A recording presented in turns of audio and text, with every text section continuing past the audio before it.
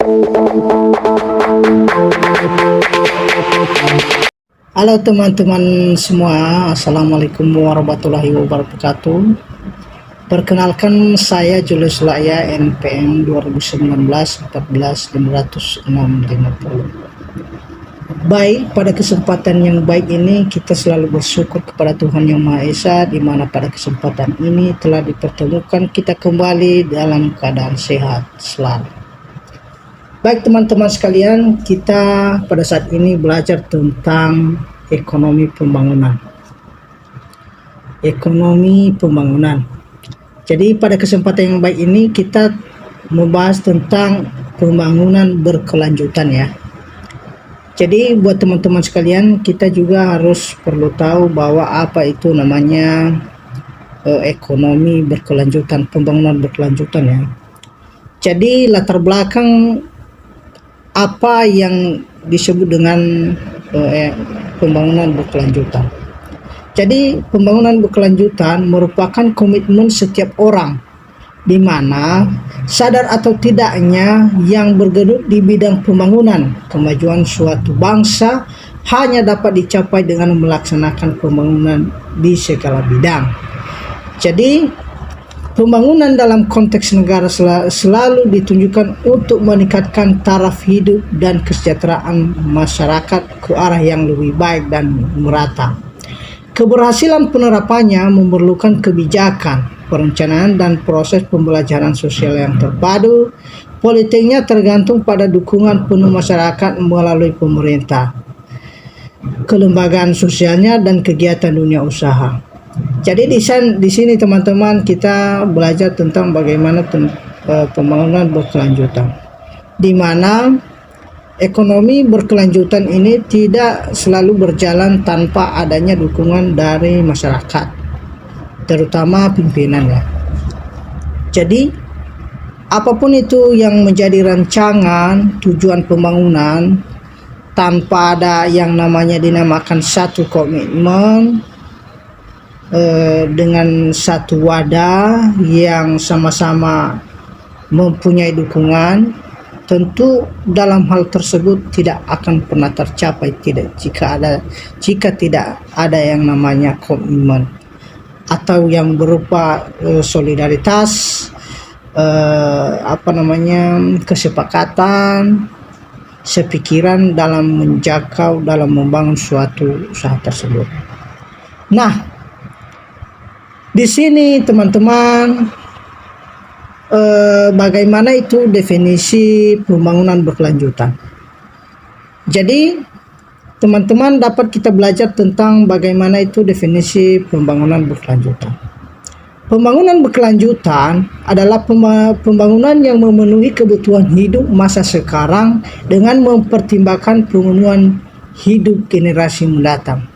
Jadi artinya teman-teman, sebelum melakukan suatu pembangunan, jadi dibentuk yang namanya suatu rancangan.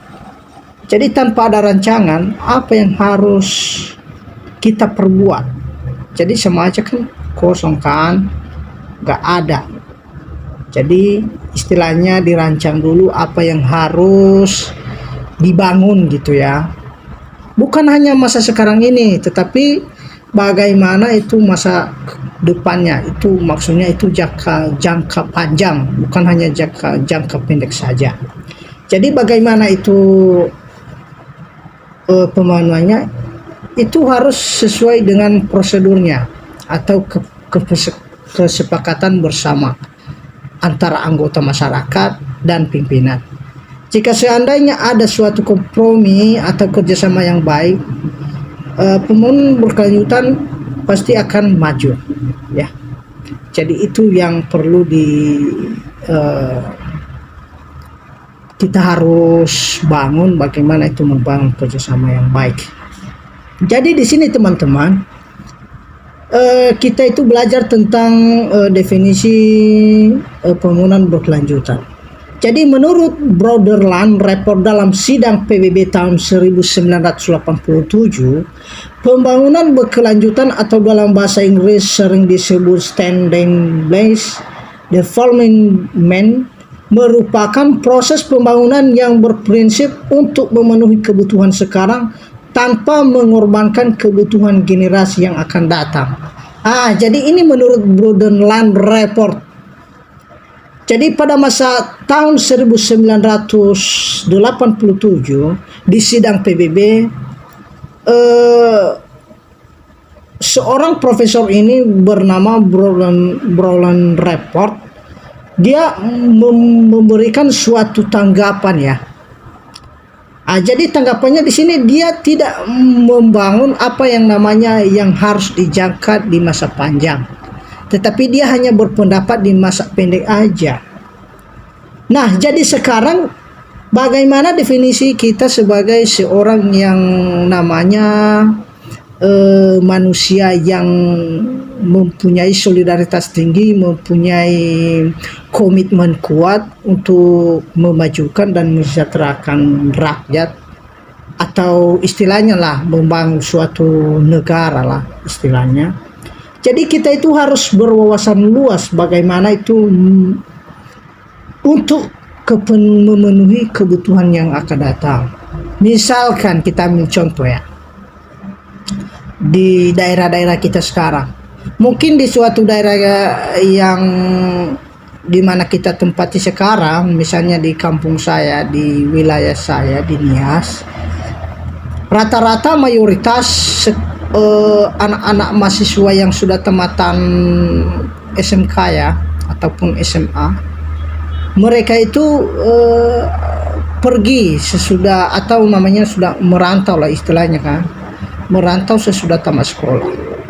Namun apa yang harus kita bangun sebagai pemuda, yang sebagai generasi muda sebenarnya, sebagai pemimpin yang baik, dia harus membentuk yang namanya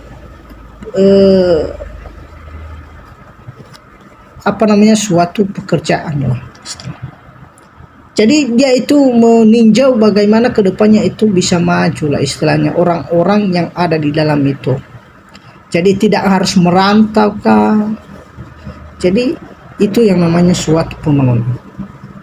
Jadi kita menurut Sudarharta di dalam bukunya yang berjudul Opits tahun 2007 menyebutkan pengertian pembangunan berkelanjutan adalah konsep pembangunan yang menyelaraskan kepentingan pembangunan dengan pengelolaan lingkungan.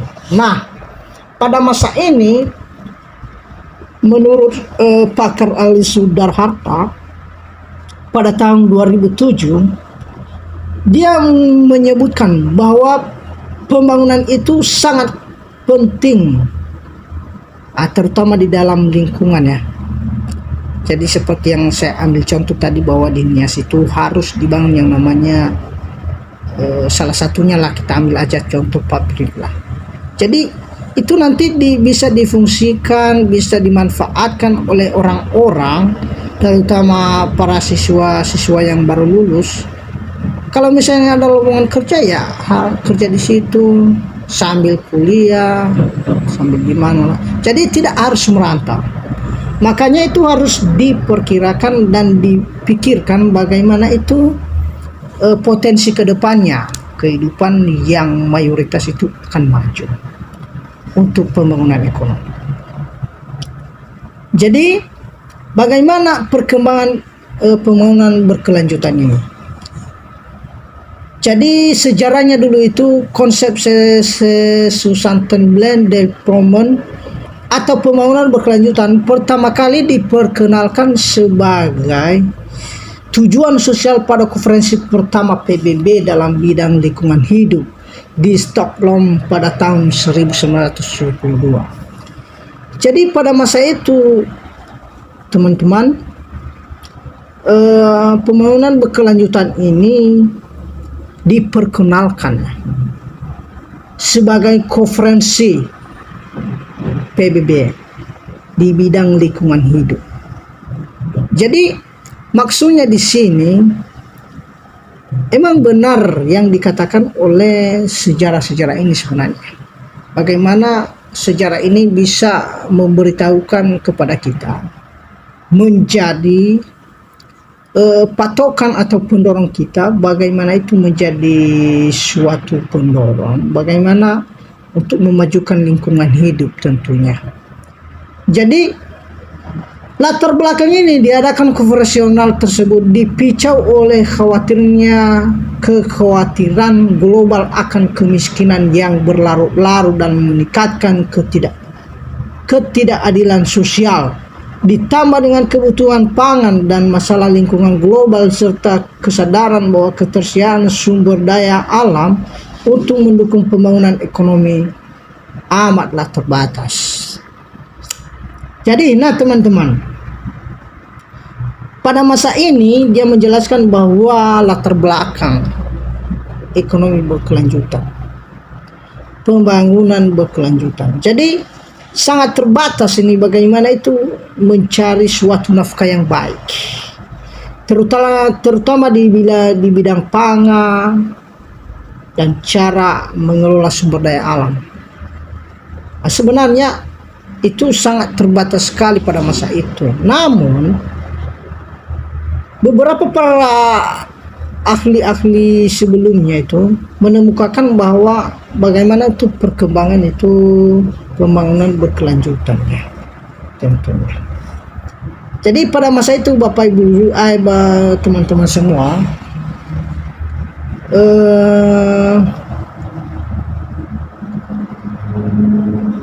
mereka berprinsip bahwa tidak hanya di dalam situ saja mereka harus membangun. Jadi bagaimana kedepannya agar tetap standby, istilahnya tetap maju. Jadi mereka punya prinsip untuk pembangunan berkelanjutan ini. Satu adalah ekonomi. Jadi ekonomi ini adalah pendekatan pembangunan dalam aspek ekonomi pembangunan berkelanjutan. Difokuskan pada peningkatan keahlian pekerjaan untuk meningkatkan daya saing dalam memperoleh pekerjaan yang layak. Benar yang tadi saya jelaskan, bahwa ini menuju bagaimana cara mengembangkan karir di masa yang akan datang dan juga memperoleh pekerjaan yang yang bagus lah istilahnya ya, yang senantiasa meninjau perkembangan kehidupan ke depan. Bagaimana itu jangkanya? Tentunya jangka yang panjang, bukan hanya jangka pendek saja. Selain itu, pembangunan berkelanjutan mendorong kerjasama ekonomi strategis dalam peningkatan performa infrastruktur dasar seperti perumahan, air, jalan, hingga akses informasi. Ya, tentu dalam hal ini teman-teman, ada juga dalam arti istilahnya pembangunan jalan, akses jalan, hingga akses informasi. Ya, kita memang sangat bersyukur sekali ya pada zaman sekarang itu presiden kita Insinyur Joko Widodo dalam karirnya ini ya menjalankan visinya dan misi dalam hal membangun istilahnya akses jalan terlebih dahulu. Jadi akses jalan ini sebenarnya sangat penting bagi peninjauan ekonomi di masa yang akan datang. Karena kenapa? Itu juga mempermudah bagaimana itu coba aja lah sekarang kan petani-petani. Ya, mungkin dengan adanya akses jalan masuk sangat mudah sekarang bagaimana cara mengelola padi yang baik. Misalnya ada kendaraan-kendaraan, misalnya ada alat berat, bagaimana itu bisa masuk kalau misalnya akses jalan nggak merata? Ya tentu sama aja ya, nggak bangun. Kedua, energi dalam kata lain adalah penghematan energi menjadi bagian dari pembangunan yang berkelanjutan. Salah satu penerapannya adalah mengoptimalkan pembangunan dengan pencahayaan alami sebanyak mungkin. Jadi istilahnya teman-teman, energi ini butuh ya bagi kita tentunya sebagai manusia yang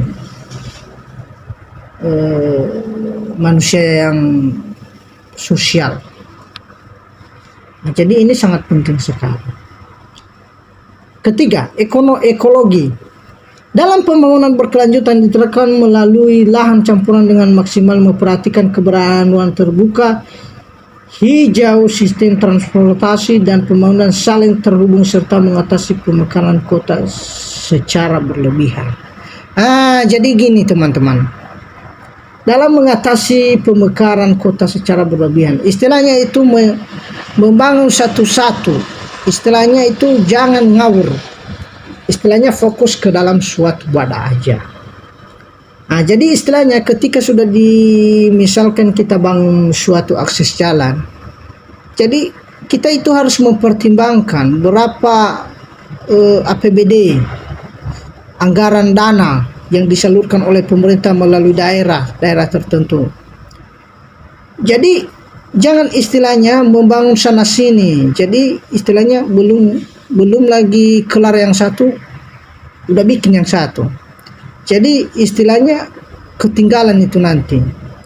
Istilahnya belum nyampe ke depan yang satu udah habis biaya pembiayaan akses jalannya. Jadi begitu teman-teman ya. Mungkin teman-teman lebih meninjau lagi ke depan atau di suatu wilayah-wilayah tertentu di lapangan, bagaimana akses jalan berjalan dengan baik. Jadi pengembangan kapasitas, maksudnya pengembangan kapasitas ini teman-teman, bagaimana itu menjadi akses yang baik dalam suatu pembangunan tersebut.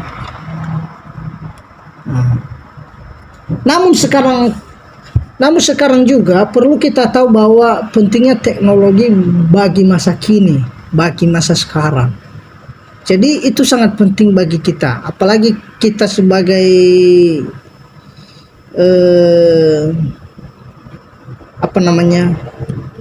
negara berkembang ya. Jadi sangat memerlukan istilahnya teknologi canggih, terutama telepon, apalagi kan sekarang pada masa COVID ya sangat terbatas sekali. Namun kita sebagai tentunya dengan membahas ekonomi pembangunan yang berkelanjutan, mahasiswa yang berpotensi, berbakat, maka saya himbau ini secara pribadi ini lebih ditingkatkan lagi untuk bagaimana untuk mengembangkan teknologi canggih ini, karena itu sangat penting sekali. Jadi teknologi canggih ini, ilmu pengetahuan dan pengembangan kapasitas adalah pilar utama dalam cara pelaksanaan agenda Pasca itu pada tahun 2015 ya. Untuk memberantas kemiskinan dan pengarahan kembali lintasan pembangunan yang tidak berkelanjutan selama periode 2015 hingga 2020. Coba sekarang saya ambil contoh teman-teman. Di HP aja sekarang punya punya akun Shopee atau Lazada, itu kan bisa difungsikan sebagai dimanfaatin untuk belanja online, belanja online, jualan online. Jadi mudah sekarang, bisa mempermudah bagaimana itu mencari nafkah. Itu namanya ekonomi berkelanjutan. Nah, teman-teman yang sangat berbahagia sekali ya pada saat dan pada kesempatan yang baik ini.